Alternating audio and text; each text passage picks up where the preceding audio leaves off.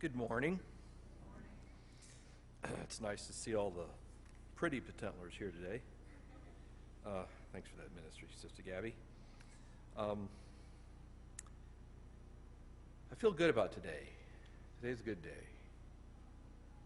It's nice weather, nice looking crowd. I'm looking forward to our speaker, what he has to bring for us. I won't embarrass him any further than that, but I could, but I won't. For a call to worship, I have chosen 3 Nephi chapter 10, verses 18 to 21.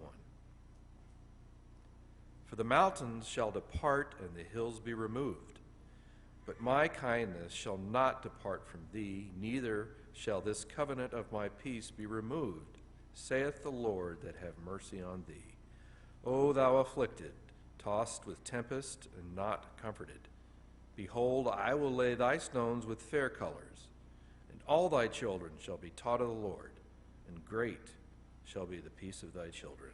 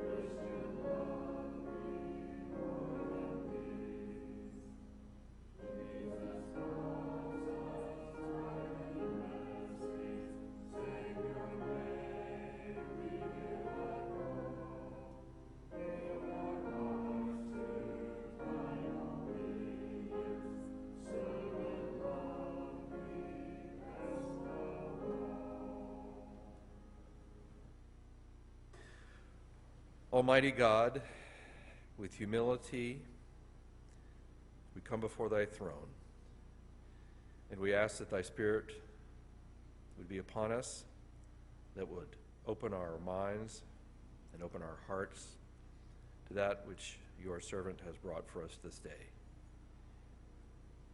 May the cares of the world be stripped away, and may we be ready to receive what thou hast for us this day. We ask this in the name of thy Son, Jesus Christ. Amen.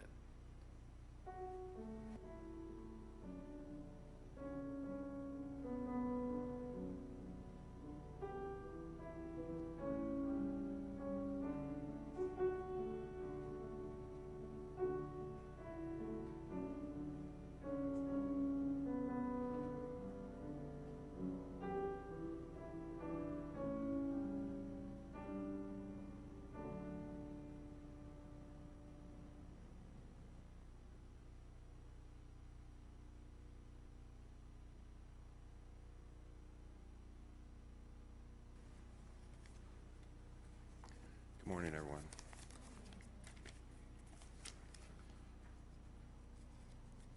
This last week I was waiting on the Lord, trying to figure out what he wanted me to say, and I don't know exactly how it all, the final word tied it in, but he only told me Matthew. He just kept saying Matthew in my mind. Then I looked at the ironic moment ideas, thoughts for today. And it said that the title was God's Call to Discipleship. I read Matthew. I found a section in Matthew that I will be reading in a little bit. But God's call to discipleship calls us to discipleship. And I wasn't quite sure why he wants us to be disciples. So the question is to me, what is discipleship? My simple understanding is to do the things that Jesus, our Savior, did when he was here on the earth. And he was our example, and is our example. So what did he do to disciple the people around him? And what was the example that he showed us? Throughout most of his life, he would be praying. He would be praying and communing with his Father because he knew he wasn't going to be standing on his own. He would go around witnessing and taking care of those around him, and he would heal the sick and the lame. So again, he's our example. We should be doing these things as well, praying and communing with our Father. And if we were close enough, we should be able to be praying, and the sick should be healed, and the lame should be walking underneath the authority that the Father has given us. Other things that Jesus did, he gave direction to those who had faith to trust in him, whether they were Gentile, whether they were Hebrew, whoever they were. If they had enough faith to trust in him, he would give them direction to go do what they needed to do to receive the blessing that he had for them. He witnessed to the world of the Father's love, always. That's who he was. That's who we should be. He didn't put up with things that were not of the Father, especially in the Father's house. There was a time when he reprimanded those who claimed to be Father's disciples, but those people were leading the world astray. He didn't put up with that. He also showed us an example of loving our neighbor, that we should be doing that. That's one of the main things we should be doing, is love our neighbor. And then he always followed the Father's law. Those were examples of what he did. Here is some direction that was given to us from the Scriptures. Section 41, 2b. He that receiveth my law and doth it, the same is my disciple. He that saith he receiveth it and doth it not, the same is not a disciple, and shall be cast out from among you. Section 83, 16a and b.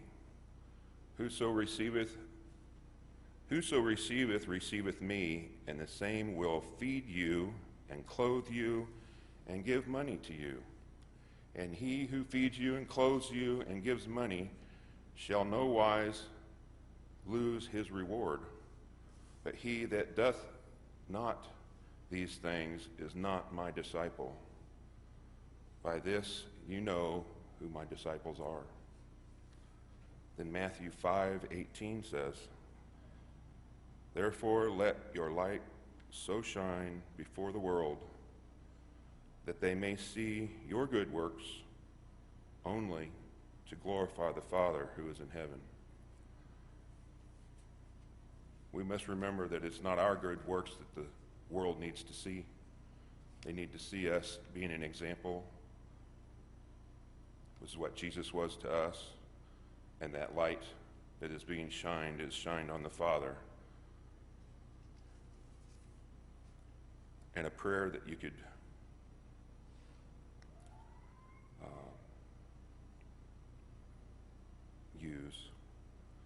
in your mind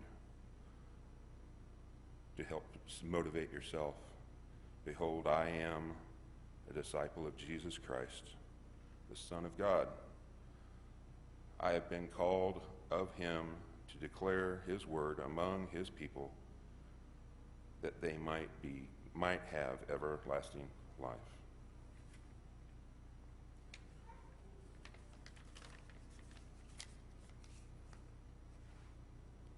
We need to be good examples to the world, which is what a disciple is, and follow our example, who is Jesus Christ, only to shine the light on the Father and follow his commandments.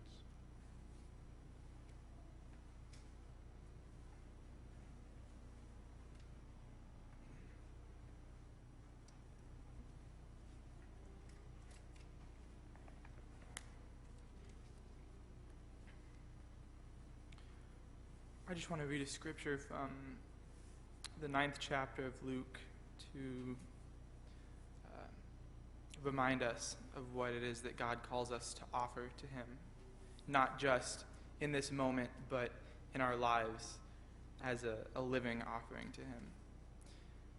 And he said unto them all, if any man will come after me, let him deny himself and take up his cross daily and follow me. For whosoever will save his life must be willing to lose it for my sake. And whosoever will be willing to lose his life for my sake, the same shall save it. For what doth it profit a man if he gain the whole world, and yet he receive him not whom God hath ordained, and he lose his own soul, and he himself be a castaway? Would you bow with me? O God, our eternal and loving Heavenly Father, we come to you now at this time, giving thanks for all of those blessings that we have in our lives, for the physical blessings and for the spiritual blessings. There's nothing that we can give back to you to return how much you've given to us, but at this time we lift up our offerings to you. And I would pray that it might be a pleasing sight to you. I would ask that these monies that are going to be offered would be directed by your hand and would go to those places that they need to, that they might help for your will to be done. And I would pray that in our lives we might remember all that you gave for us, all of the sacrifice that you gave for us, that we would remember that and that we would respond in turn, that we would give our all to you. I would pray that you might help us to leave behind the things of the world and to offer up our all in service to you. And I would pray for these things in the name and in the power of your Son, Jesus Christ. Amen.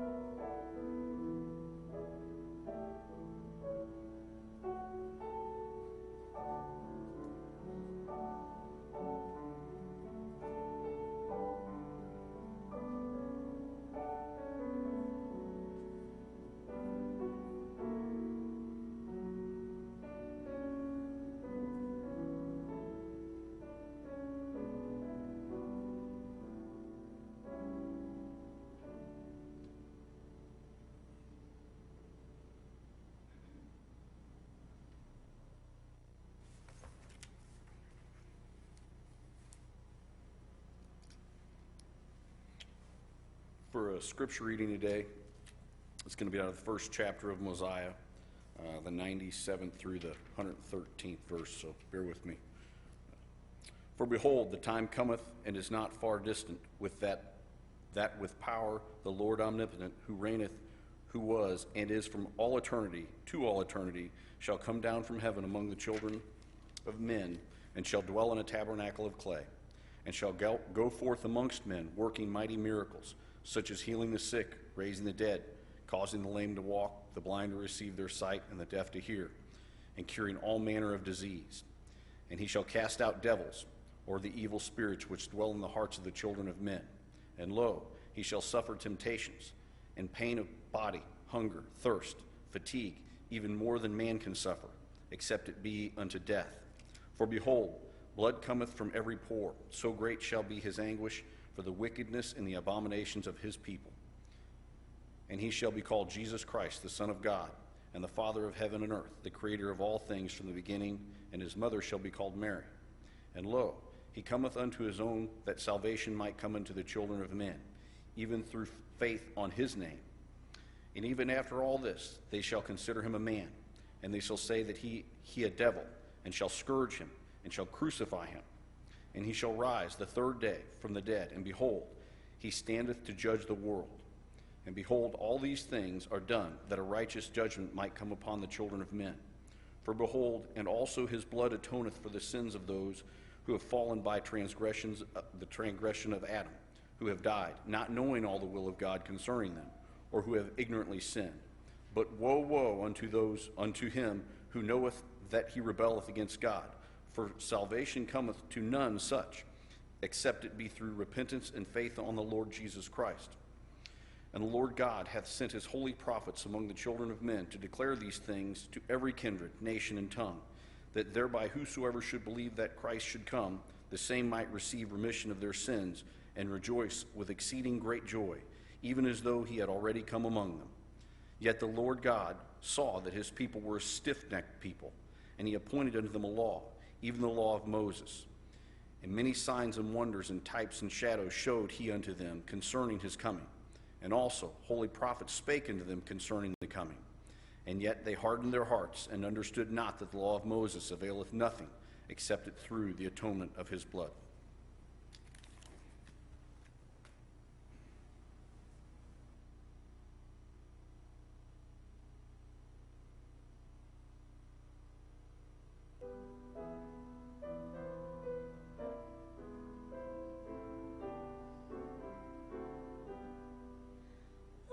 Jesus, I have promised to serve thee to the end. Be thou forever near me, my master and my friend.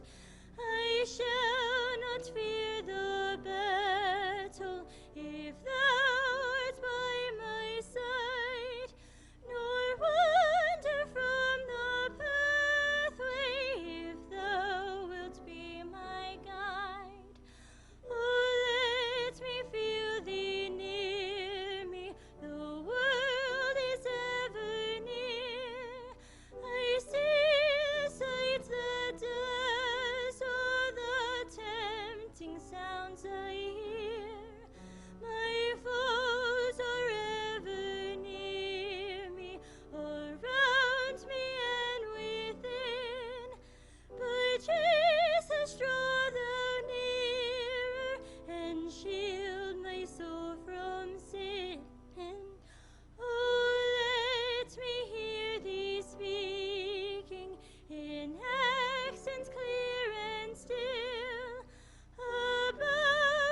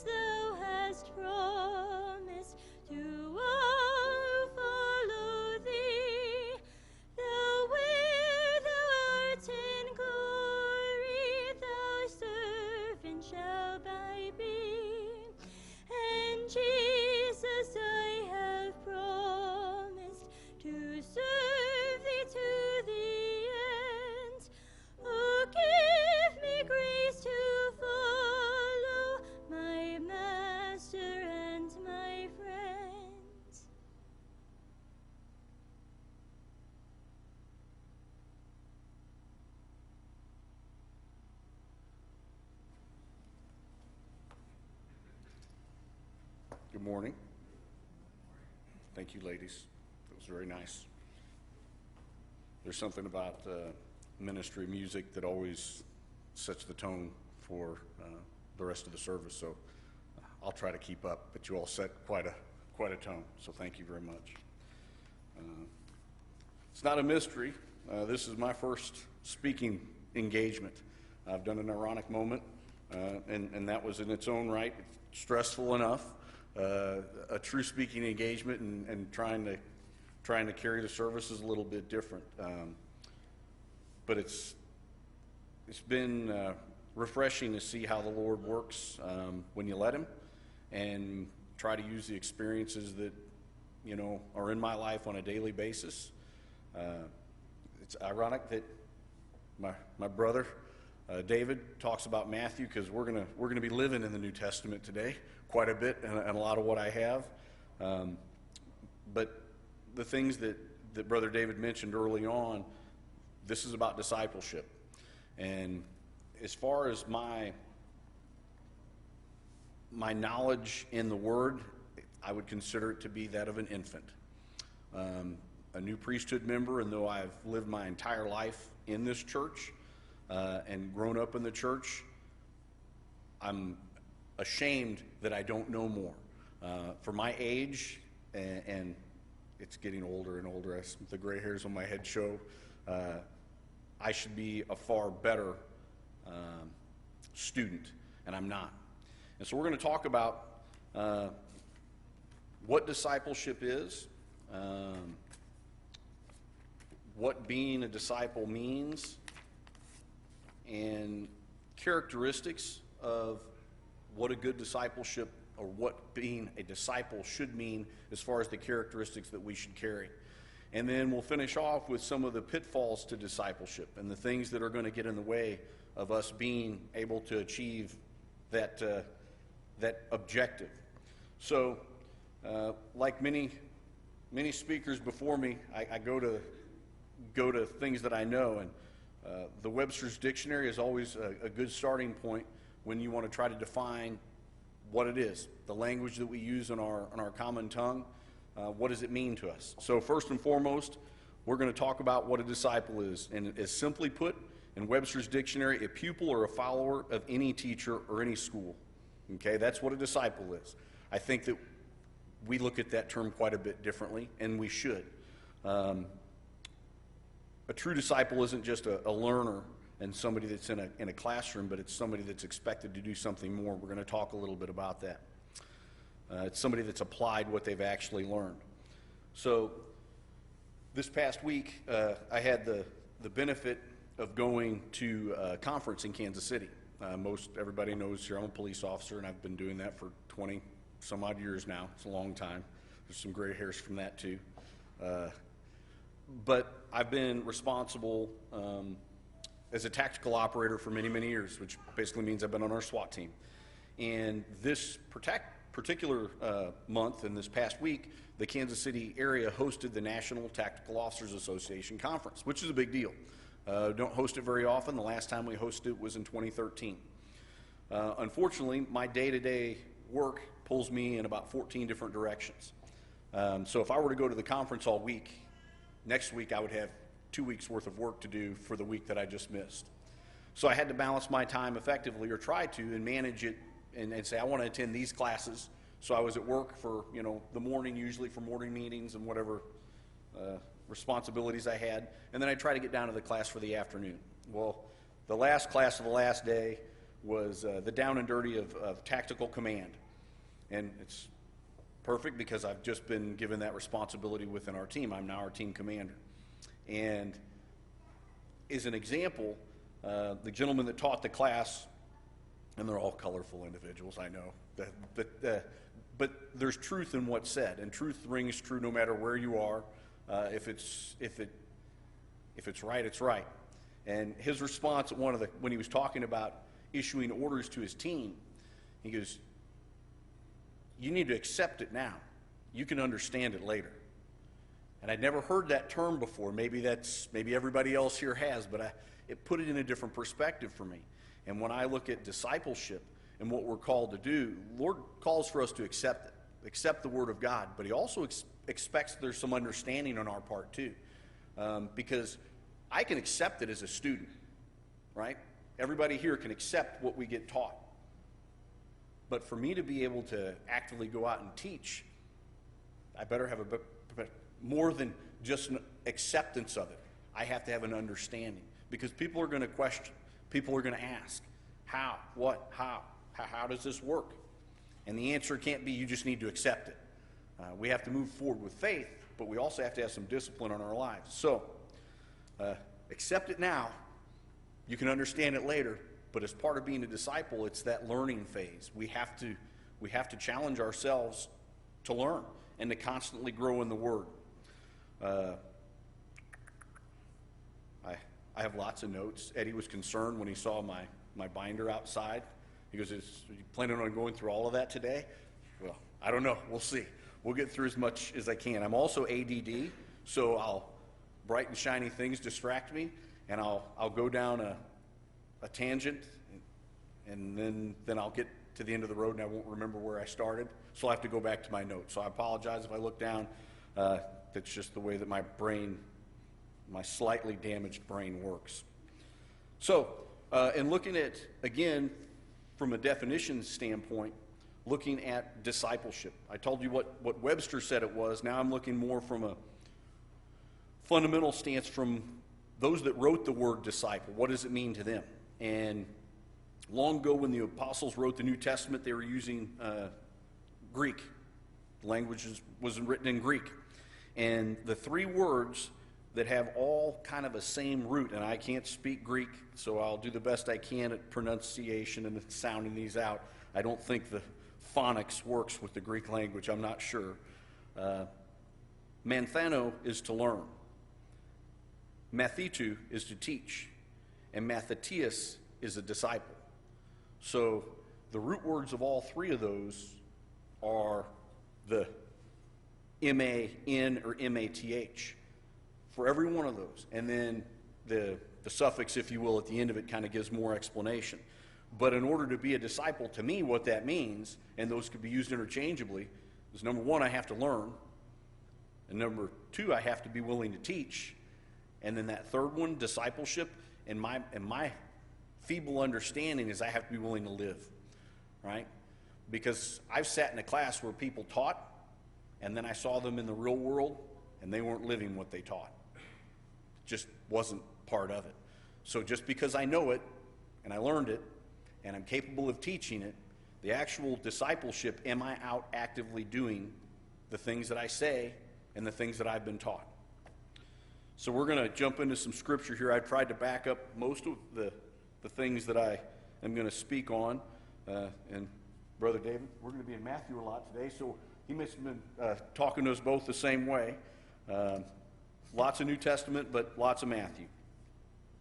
Then spake Jesus, saying, Come unto me, all ye that labor and are heavy laden, and I will give you rest.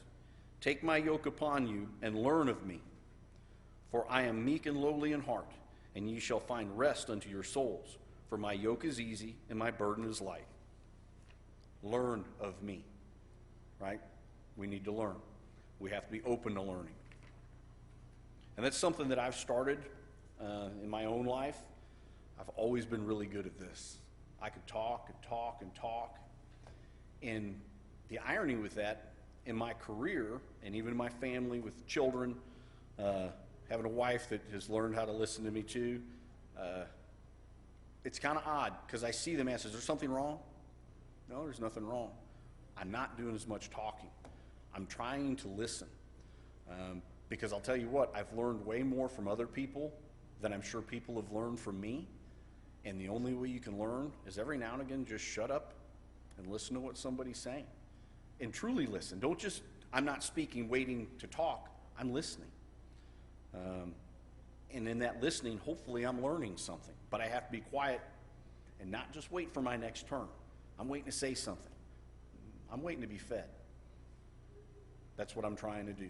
So when I'm at home and you think I'm just ignoring you, maybe I'm ignoring you. I'm not ignoring you. I might just be listening, right? And with more authority at work, every promotion I get, I have more ability to tell people what to do But I find that I'm asking people more questions and trying to find out why it is they're doing what they're doing. What is it that I should be doing? And sometimes when you open your mouth, you just profess your ignorance. So I've learned that too. If I don't know anything, I probably ought to just go sit down right now would be the best thing for this service, because all I'm going to do is profess my ignorance. Being quiet is one way that I can just sit back and learn. So, let's see where we're at here. Talking about learning is a lifelong process, and my brother David mentioned it in his ironic moment that what's the greatest thing that we could do as far as being a disciple is we're called to imitate the master. That's our litmus test, right? The way I look at it, there's a couple different notes I have here. But when it comes down to imitating, we all get trained to do whatever it is our task is in life. Whatever job that it is. If you're a nurse, there's a time that you spent going to school, right? You had to learn how to be a nurse. As a police officer, I had to go to a police academy, and they taught me, how to talk to people, how to apply the various laws. If I was a carpenter, let's say, and I was in an apprentice program, you spend a long time learning how to be a carpenter, right? But could you really say that you're a carpenter until you've actually built something? That's a question, right? Am I really a disciple unless I'm doing something? Am I building something? I've learned all kinds of information throughout my life, but what have I done with it? And I think that's the question, that's the call. And then what's our measuring stick? What do we use to gauge whether we are moving towards discipleship or not? Or can we consider ourselves a disciple? And I've had this, I think we misapply the measuring stick regularly. And we apply it to people that, number one, aren't worthy of it, and number two, are going to do nothing but fail because they don't have any choice. And I've got a couple examples here. For children, is the measuring stick that you use for good what you grow up with in your house and what you see, your parents? I certainly hope not for my children, because if I'm the measuring stick, then they're doomed, right? I mean, it's not how it's designed. Now, I should live a good example. I should try to provide a good example for them, but they're going to see me fail. They're going to see it. Now, what does that say to them? If that's the measuring stick, that measuring stick is failure. If your measuring stick is Eddie's the pastor, right? And he just rolled his eyes because he knows exactly where I'm going with this. We'd look at that and say, well, Eddie's up here because he's the pastor of the church, and there's expectations that come with being the pastor of the church, but there's expectations that he's going to fail too. Because that's human nature. That sin is in us. It's going to come out. That's who we are. He can't be the measuring stick. And if we make him the measuring stick, shame on us. Because all he's going to do is disappoint us at some point, and we're going to say, see, even Eddie can't do it, so how could I? If our measuring stick's Terry, right, president of the church. Now, you might have to, for me, you could see my faults from across the room. You could be on the other side of town and go, I know what Josh is doing, it's not good. With Eddie, you might need a magnifying glass to see the fault. With Terry, you might need a microscope. But I promise, for each one of us, we're falling short on what the Lord set. And that's just it. The measuring stick is Jesus Christ. That's it. There's no ifs, ands, or buts. It's not anybody else. The measuring stick for whether we're being true disciples is Jesus Christ, because he set the example. And every one of us falls short on it daily. So we'll get back to that in a little bit. Matthew, the 16th chapter, the 25th through 27th verse. Then said Jesus unto his disciples, if any man will come after me, let him deny himself and take up his cross and follow me. And now for a man to take up his cross is to deny himself of all ungodliness and every worldly lust, and keep my commandments. Break not my commandments, for to save your lives, for whosoever will save his life in this world shall lose it in the world to come. We already heard that scripture this morning, didn't we, Isaiah? Thanks. And we're going to go into Luke, and we heard this one too, 14, 27 through 29. And whosoever doth not bear his cross and come after me cannot be my disciple.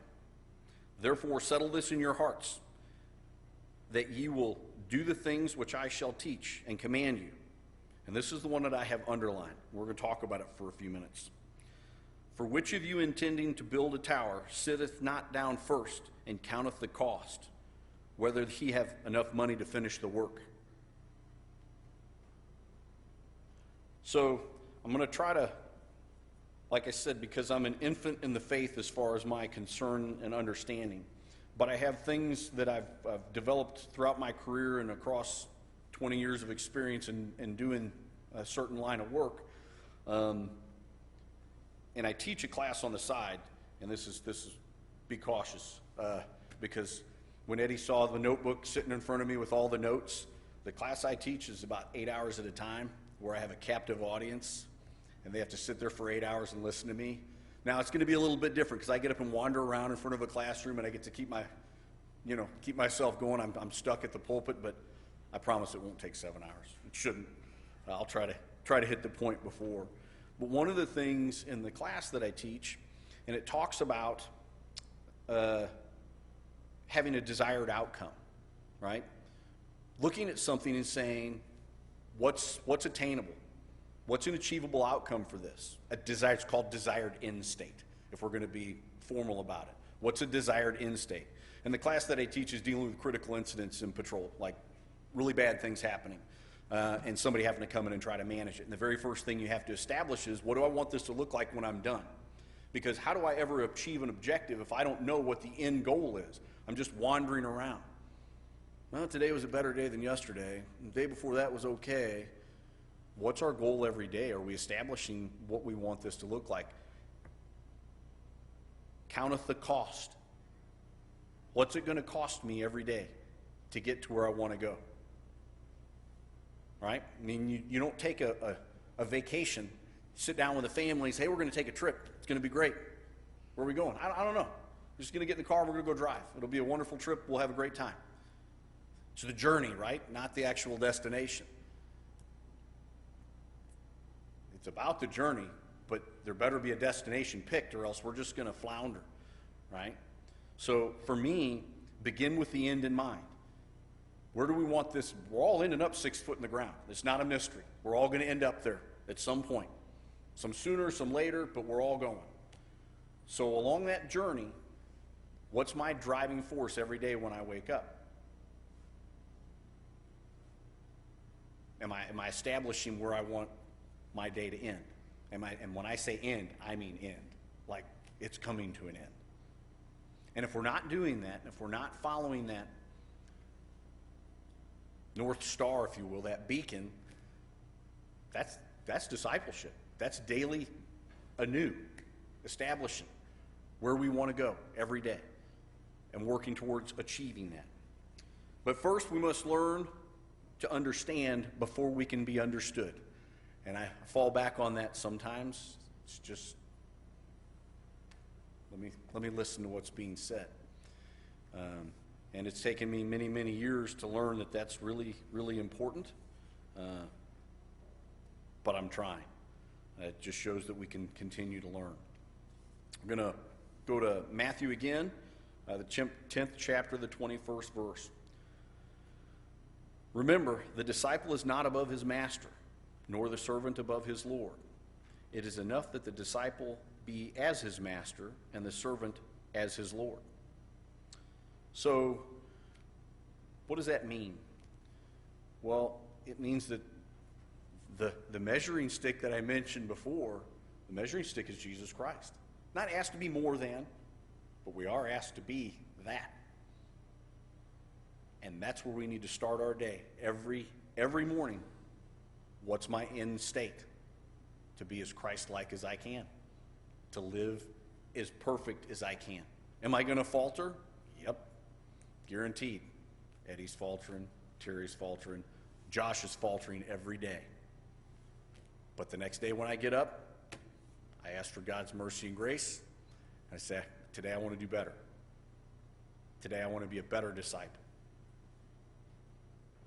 I want to continue to live that. So are we required to have a seminary degree? I certainly hope not, because I don't have one, right?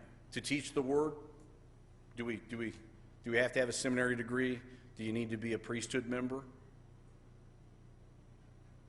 I don't think so. Matter of fact, I know we don't. That's not what's required to be a disciple. I'm getting to get ahead of myself, but I've got some characteristics that we're going to go into that, in my opinion, and not just my opinion, through some research this week, that I think are good starting points of characteristics of disciples. First and foremost, the pure love of Jesus Christ and understanding grace and mercy are probably the most important aspects or characteristics that we should have if we want to be a disciple, right? Truly loving somebody, truly loving God more than ourselves. 11th chapter of Matthew 41 through 44. And Jesus went about all the cities and villages, teaching in their synagogues and preaching the gospel of the kingdom and healing every sickness and disease among them. But when he saw the multitudes, he was moved with compassion on them, because they fainted, and they were scattered abroad as sheep having no shepherd. Then said he unto his disciples, the harvest truly is plenteous, but the laborers are few. Pray ye therefore the Lord of the harvest, that he will send forth laborers into the harvest. Does that sound like disciples? Because it does to me. It doesn't say send forth those with seminary degrees and priesthood members.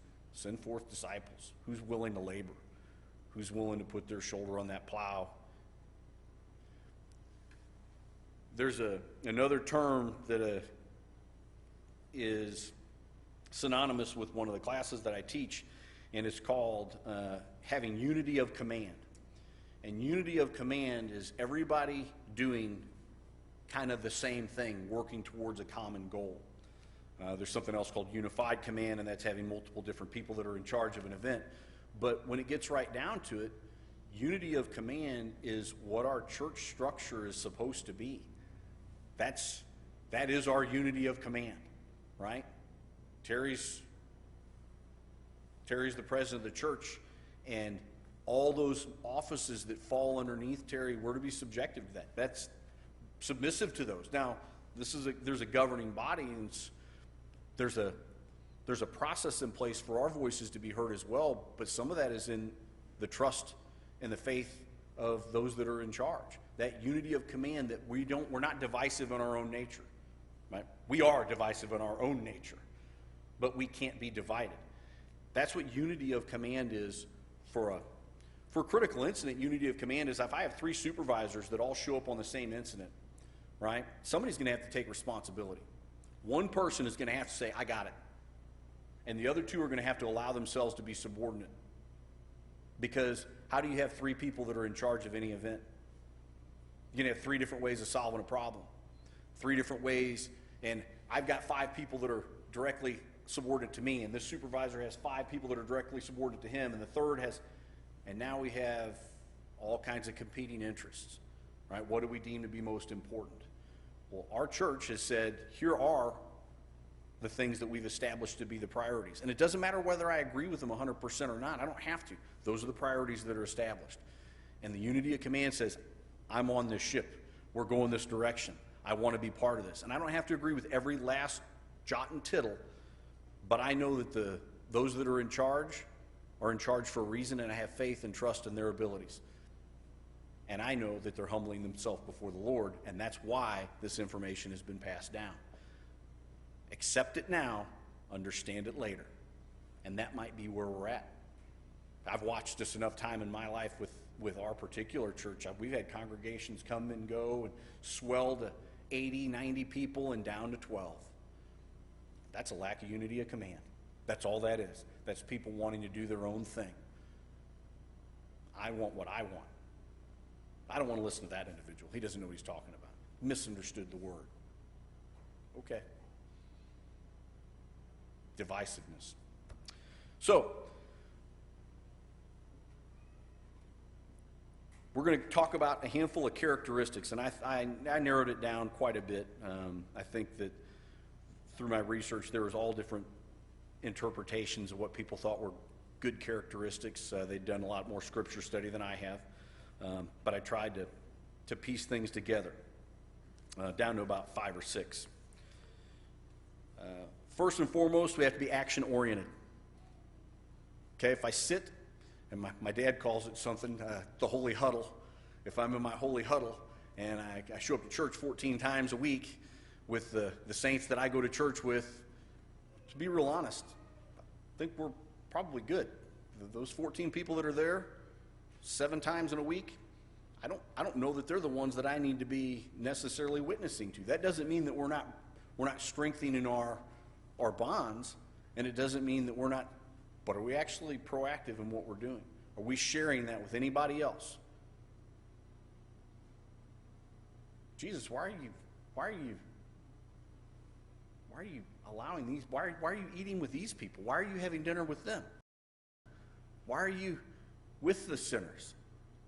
Because they're the ones that need to hear us. Not that we don't need to have fellowship among our saints. That's important.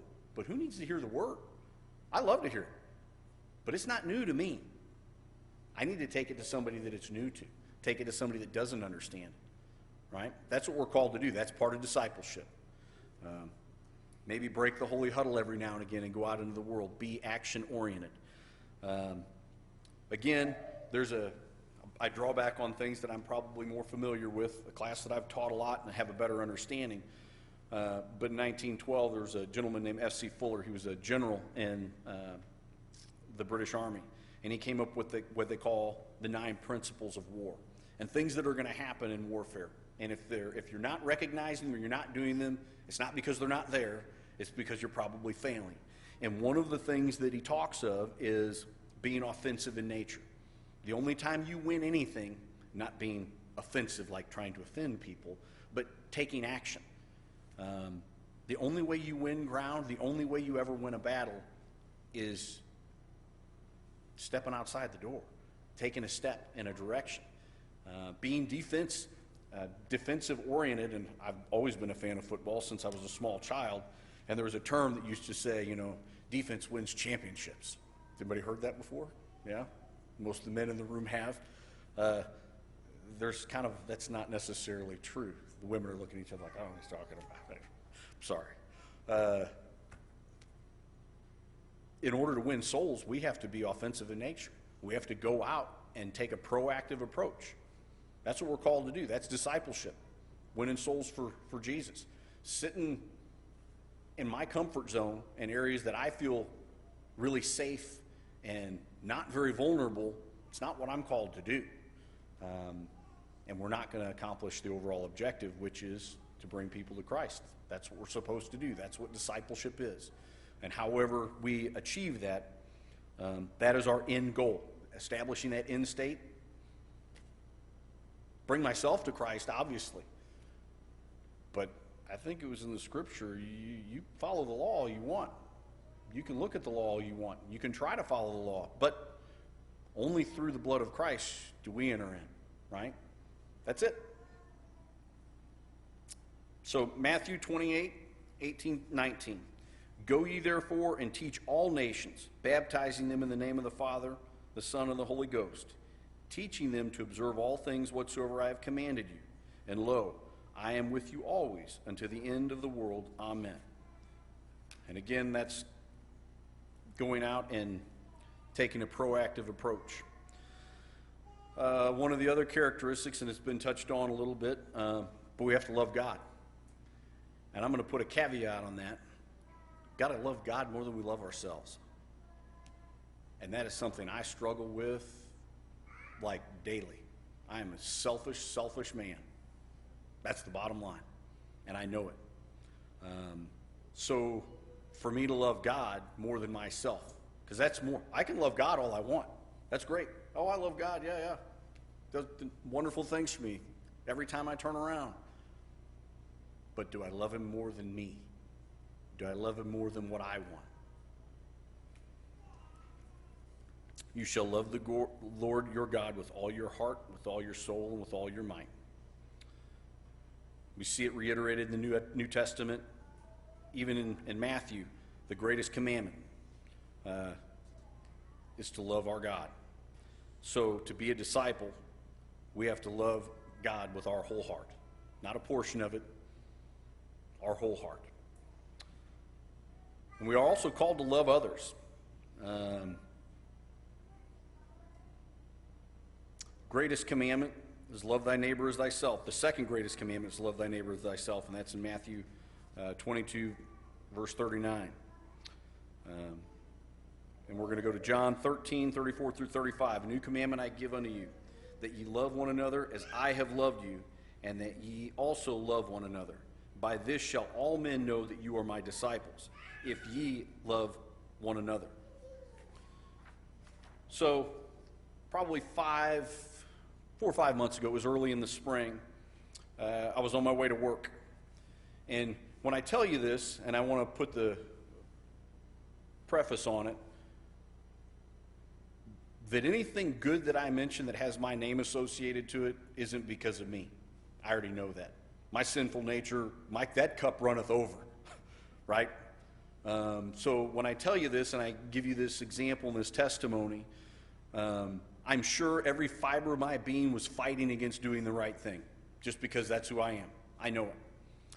So when I tell you this, you go, oh, that was awesome. That was awesome that God felt like I could be used that day. That's what was awesome. So I'm driving to work. I leave my house at between 6:15 and 6:20 in the morning, 6:30 sometimes, and I take a particular route. I live over off of Chrysler. I despise getting on the interstate in the morning. It puts me in a bad mental state for the rest of my day, watching people drive with the reckless abandon that they drive. I don't want to start my day like that. And I mean, that's a conscious effort for me to not start my day in an area that I know I'm going to be put behind the 8 ball as far as where my spirit should be. Because it's going to happen. Somebody's going to irritate me on the roadway with the manner in which they drive. So I take Old Nolan into work. But before I get to Old Nolan, I have to cut through some neighborhoods. And I don't remember when I started doing it, but it was probably maybe just a couple weeks before this event. So I'm on my way to work. I'm cutting through the neighborhoods, and I'm driving an unmarked police car. And I make a right down a particular street it cuts into 40 Highway. And it's a residential street, again, because I don't like lights either. I'll stop at 10 stop signs before I stop at one stoplight. So I will cut through neighborhoods that have lots of stop signs, and I don't mind. I don't like stopping at stoplights. Kind of odd. I know, I'm sorry. But I'm stopping at one of the stop signs. I turn right, and I look down the road, and I see a figure on the sidewalk. I'm like, that's odd. I wonder what that is. I get a little bit closer. I'm like, oh, somebody's kind of laying on the sidewalk. And this is the sinful nature, and I'm going to give this example a couple other times. The sinful nature of me rationalizing behavior. Okay, I'm going to rationalize what I'm seeing so I don't have to do anything. That's what I'm going to do, because I don't want to be inconvenienced. I just want to get to work and start my day so I can hurry up and get home and whatever it is and be selfish with my time. So I'm looking, I'm like, I wonder why they're laying on the lawn like that. That's kind of odd. Trimming? It's 6:20 in the morning. Nobody's trimming the grass. There's an event that's happened here that probably needs somebody's attention. I don't know who that somebody's going to be. I'm looking in the rearview mirror. It's going to be me. So I pull over, and as I get closer, I see it's an elderly woman who's laying in a really awkward position on the sidewalk. And I come up to her, and I say, ma'am, are you okay? And about the time I look down at her ankle, I'm like, oh, you're not okay. You're far from okay. But I didn't want Jean, who I found out her name later, I didn't want her to see the alarm in my face because her ankle was on backwards and her bone was out of her leg. It was a compound fracture at her ankle. Been a police officer for a long time. I've seen some pretty bad things, but that was to have somebody conscious and be aware of, the pain that they're in. That was one of the worst ones I've seen. So I talked to her, and I come to find out that she was doing her morning walk. And her neighbor, Steve, and I met Steve as well, had a sump pump that ran across his yard and dumped out on the sidewalk. Well, if you've paid attention to sidewalks, every now and again you'll see a green slime, like that's really slick, and that usually comes from mildew and moisture, and it was coming across the sidewalk, and there was a little incline. And Jean every morning went on a walk. That was her routine, and she stepped on some of the algae or whatever it was that has grown on the sidewalk, and it slipped and had destroyed her ankle. Well, about the time I'm standing there with her and I'm getting ready to call 911, her neighbor, Steve, comes, and he's an elderly gentleman too. He's probably in his, elderly is taking on a whole new meaning because I'm going to be 45 this year. So Steve was probably in his 60s. He's retired. Let's say that. He's at home retired. Steve comes out. He's got a blanket for her, and we're talking. And he goes, I was in my office doing my morning devotional, and I heard Steve, and he's like, God, is today the day? What's happening? And then he realizes, he hears Jean's voice. He looks out the window and he sees Jean laying on the sidewalk. He'd gone back inside. That's when I pulled up. So Jean wasn't by herself for very long. And I call 911. I'm able to talk to the paramedics and get them there and give them pretty good directions because I know what they're going to need. I know where they're trying to go. And I gave them information about the injury that Jean had sustained. And it's bad. Prior to the emergency personnel showing up, I'd asked if Jean was a Christian, and she said she was. I said, well, I think this is one of those opportunities. I said, well, would you like it if I said a prayer for you, Jean? Would that help? And both Jean and Steve were out there at that time. And again, this isn't Josh, because Josh would have just kept driving down the road and waved and like, well, that looks terrible. I don't know why you're trimming the grass this early in the morning, right? The good that came out of that was the Lord impressing upon my heart saying, that person needs help. And you have some tools and keys that will help her and bring her some peace. Let me be a comforter to her. And I asked, and she said, yes, please do. And I'm not an eloquent prayer, right? Those who sat on the other side of, I've prayed several times. I'm short to the point and direct because there's some scriptures that say that's how we're supposed to pray. And that's what I tried to do. And Jean didn't have a lot of patience for a long prayer. She's laying there on the ground with her foot on backwards. So said a prayer for Jean, and about the time I got done with that prayer, I held her hand, and I'd asked her if she needed anything from her house. She sends me in her house to go get her purse, because, she's got to have a purse to go to the hospital. Send a perfect stranger that she doesn't know into her house. But I guess I won her over, or the Lord won her over with the fact that I was willing to pray for her.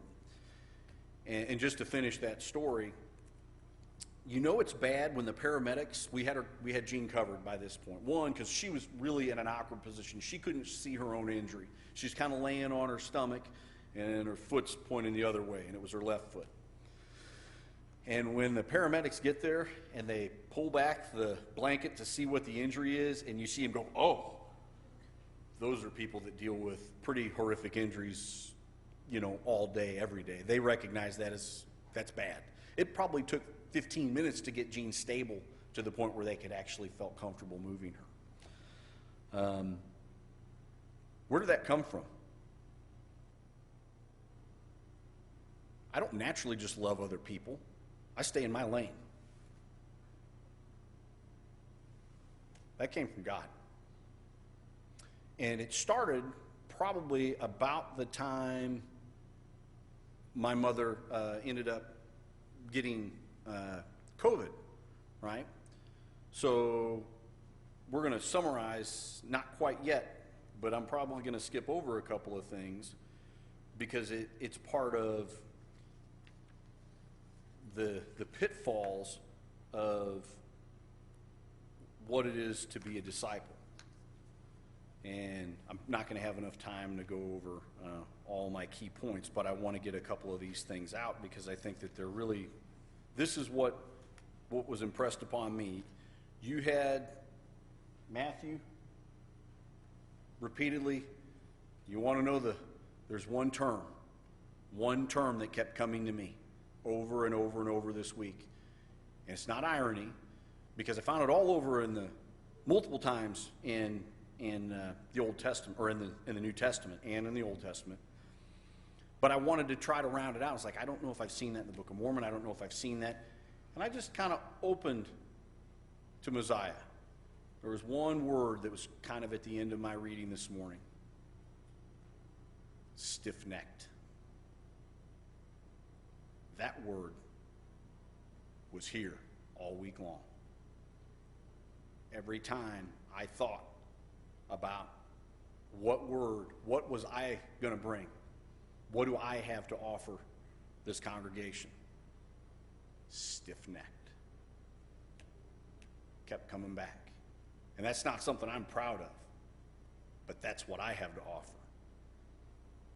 That's who I am. And when I say that this kind of started, this being able to be in the right place, to listen, to pay attention. So my mother gets stricken with COVID, which there's some stiff-neckedness as to why that happened. My stiff-necked. But I won't go into that because that's not really relevant to this. What's relevant is that when my mother when she was coherent, the week that, we got a blessing. And I will speak to that as many times as I can. Because the morning that we went over to check on my mother, that Danny went over, that my wife had talked to my mom on the phone, was like, she doesn't sound good. I mean, there's something not right. Unfortunately, I don't have any medical training, right? I mean, the ABCs of, breathing, airway, and circulation, I got that. But I'd been checking on my mom and dad all week. One, because I had COVID, I gave it to them.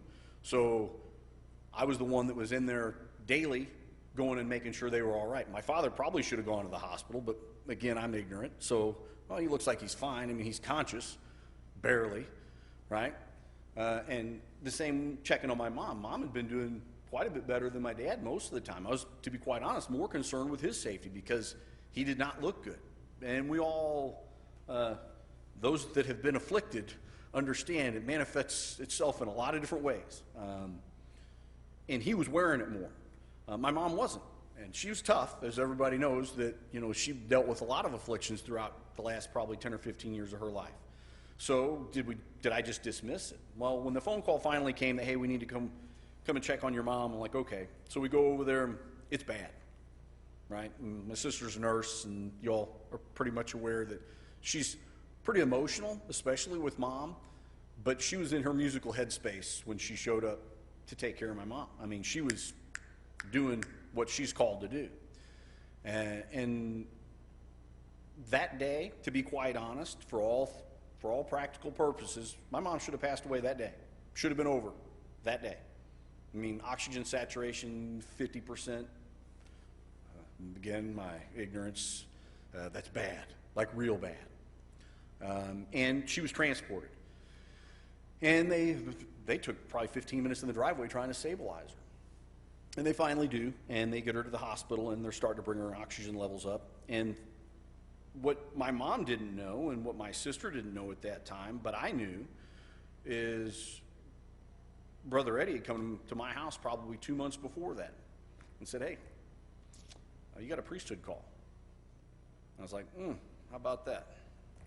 Is that really the answer that you think I was? So I had a busy year, right? A busy, selfish year. I finished my college degree at the ripe old age of 44. I finally finished a bachelor's degree, all right? I did that so I would be given the opportunity to promote. Well, lo and behold, I got promoted. Completely different. I mean, lots of things going on in my life. The COVID thing, I was fine. It sucked. It was over in a week. But giving it to my parents and then having my mom in the hospital, that's a busy year, right? And on top of that, hey, got a priesthood call. You ready for that? Wow, I don't know. Let me think about that for a little bit. Why? Because that's stiff-necked. Because that's gonna get in the way of what I want to do. I don't know that I'm ready to make that commitment. So at least 2 months. At least, I don't even remember. I didn't tell anybody. I think my wife was aware, because they came over to the house and she left for a little while. And I might have consulted with my dad, but I put a stipulation on it. And I'm ashamed to this day that I said it. That stipulation was, don't tell mom. Because I know what was going to happen. The same thing that had happened pretty much my entire life. The levers were going to start getting pulled, because those of you that are moms know that you have a certain amount of control. And unfortunately, my neck is stiff enough that I'll push back. And I didn't want that. I didn't want to push back. I wanted to have this kind of be a little bit more, and I didn't want to be pushed either. So we go several months, and I'm just kind of languishing and doing my thing and trying to get my feet wet in my new position and all the things and making excuses along the way about why, I don't know. I mean, I'll do it. I'll do it. And then my mom's sick. And like, not just sick, like ready to die before my eyes as she's put on a gurney. And I knew that I didn't tell her. And I knew that I'd squandered and wasted maybe that one opportunity.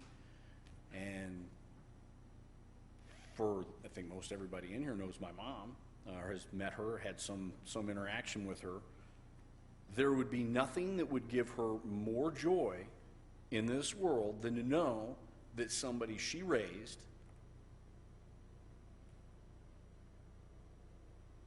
answered the call. How could I take that from her? How selfish, how stiff-necked am I? Yeah, so that's what I got going on. And then, day 2, Mom's down at the hospital. She calls.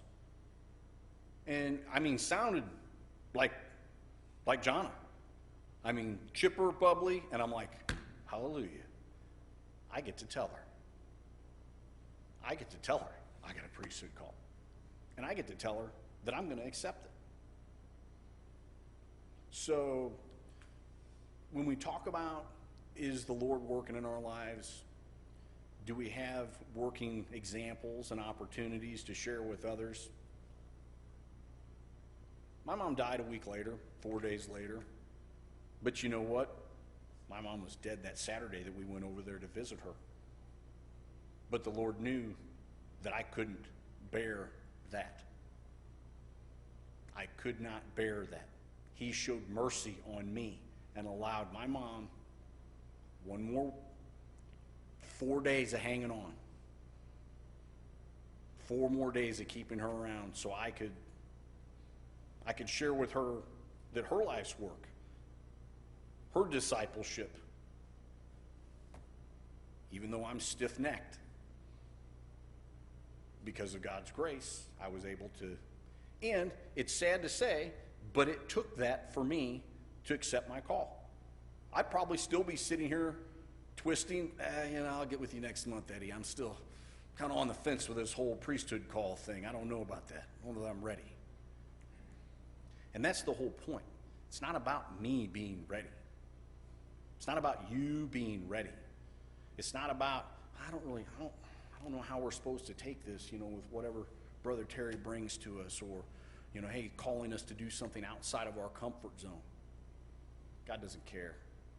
It's not about your readiness. It's about His readiness for you. And if you trust those that are in charge, I trusted Eddie. I trust those people that the Lord is working in them. Even if He's trying to work in me and my stiff neck is making it very difficult, I trust those people because I trust God. I trust in God. And it was kind of ironic. And it comes right back down to the whole stiff-neckedness. So, Brother Jim, Eddie's father, is at my mother's visitation. And by this time, I think it's known that my priesthood call had come out. And Jim comes up and he shakes my hand. He goes, I'm glad you did this, and I'm glad you finally succumbed to the will. And I made I wasn't trying to be snide by any stretch of the imagination. I just made a comment that, I'm a slow learner, and sometimes it takes me a long time to get somewhere. Brother Jim does not miss a beat. He goes, sometimes some of us are a little slower than others to submit to the will of the Lord. And that was as direct and as pointed, and I'm like, you are 100% right, because I got a stiff neck, and I am the people that the Lord talks about. And to close with a couple different chapters dealing with being a stiff-necked individual. Chapter 33 in Exodus, verse 5. For the Lord had said unto Moses, say unto the children of Israel, Ye are a stiff-necked people. I will come up into the midst of thee in a moment and consume thee. Therefore now put off thy ornaments from thee, that I may know not what to do unto thee. It's when they were making the calf, right? How many times do we make that calf in our own lives? We put something in front of our discipleship, the things that we're supposed to be doing. How many times? Whatever it is, doesn't matter. I just got promoted. I got more stuff going on.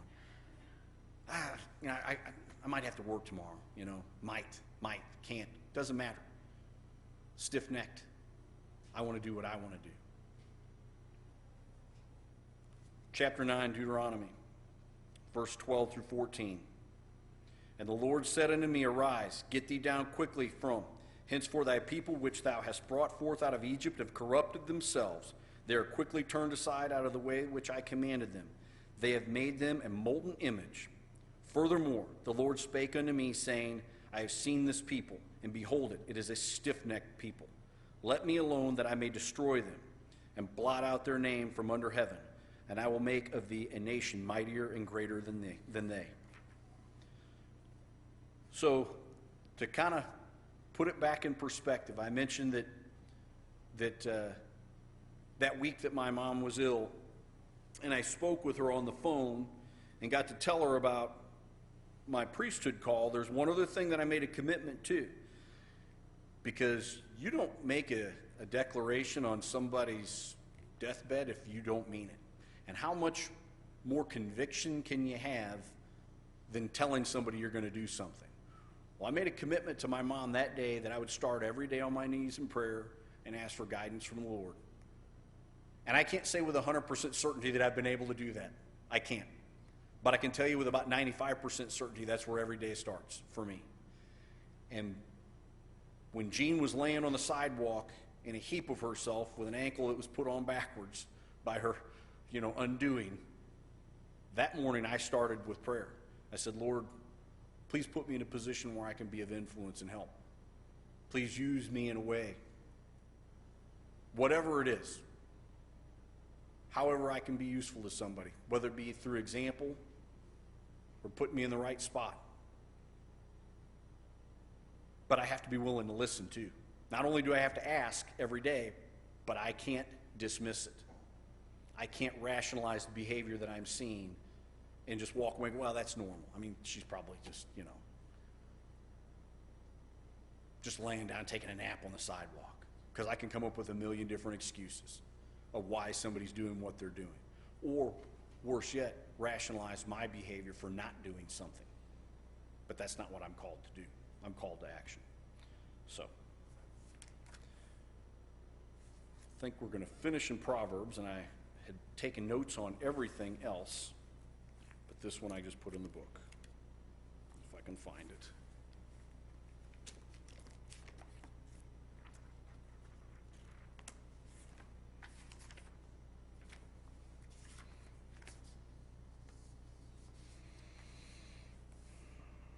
Well, maybe not. I had made a note of it, and I thought I'd put it in there.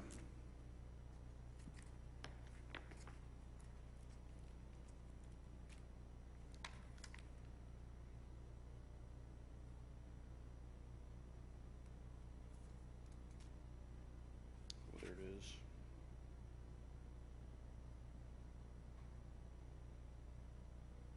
Well, I don't think that fits. I don't know exactly why I wrote that down. But I'm not going to close with that.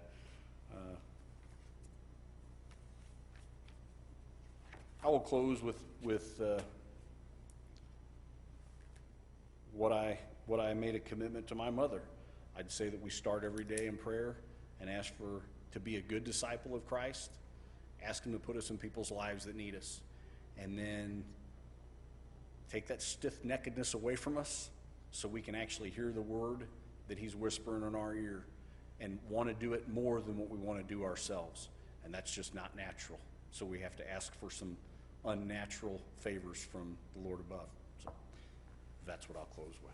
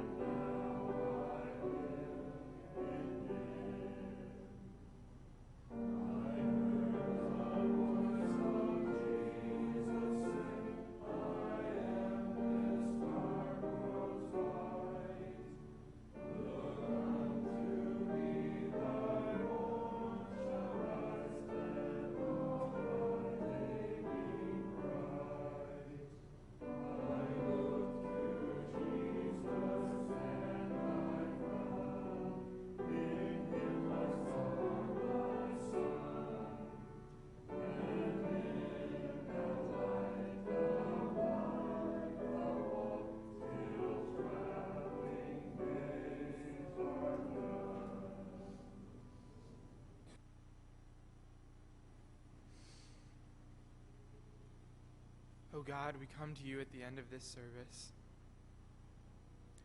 with thanks in our heart, having been fed this day.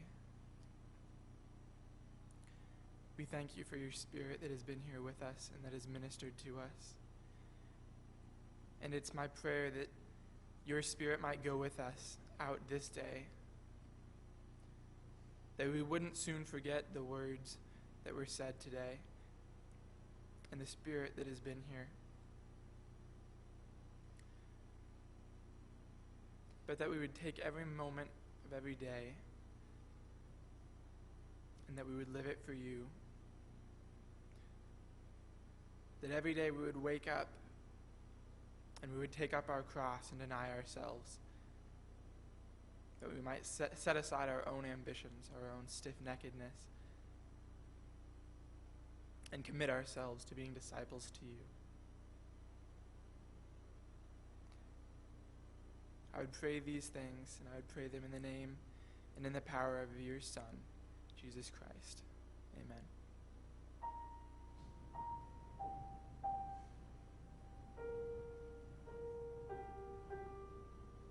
Amen.